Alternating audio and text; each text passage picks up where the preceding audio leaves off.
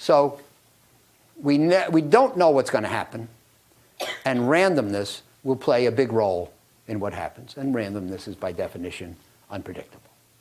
Number 3, The Loser's Game by Charlie Ellis. This is very interesting.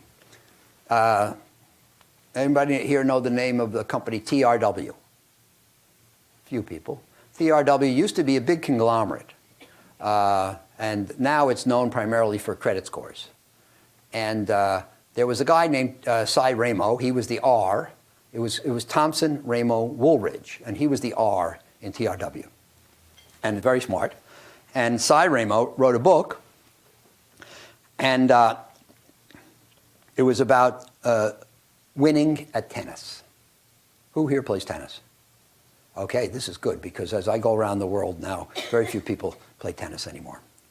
But what Ramo said is that there are 2 kinds of winning tennis players.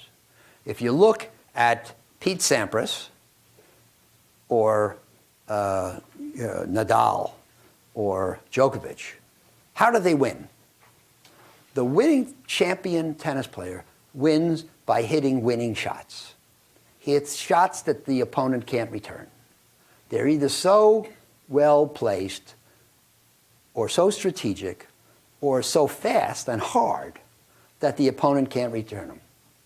And if Nadal hits a shot which is not a potential winner, then his opponent can probably put it away because it doesn't have enough difficulty on the ball. So the championship tennis player wins by hitting winners. You play tennis, right? How do you win? Do you win? Sometimes. How do you win? If I win, it's by not hitting it out. That's right. The amateur tennis player, like him and me, we win not by hitting winners, but by avoiding hitting losers. And we believe that if we can just push it back 20 times and just get it over the net 20 times, our opponent can only do it 19. And we believe that we'll outsteady him, outlast him, and eventually he'll hit it into the net or off the court. We'll win the point. But we'll win the point without having hit a winner.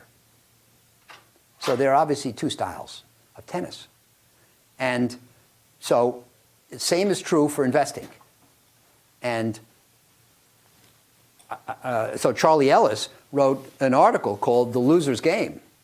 And he said he thought that in investing, so championship tennis is a winner's game. It's won by winners. He thought amateur tennis is a loser's game. It's won by the people who avoid being losers. He thought that Charlie thinks, or thought, that investing is a loser's game. And so the best way to win at tennis is at investing is by not hitting losers. Now, I believe also that it's a loser's game, not as much as Charlie believes, and not for the same reason. Charlie believes that investing is a loser's game because the market is efficient and securities are priced right. I believe there are inefficiencies. I just think it's hard to consistently take advantage of them, and you have to be an exceptional person to take advantage of them on a consistent basis. And you know, the reason that the pro can go for winners is because he is so well schooled and practiced and steady and talented that he knows that if he does this with his foot and this with his hip and this with his elbow and this with his wrist, that the ball will go where he wants.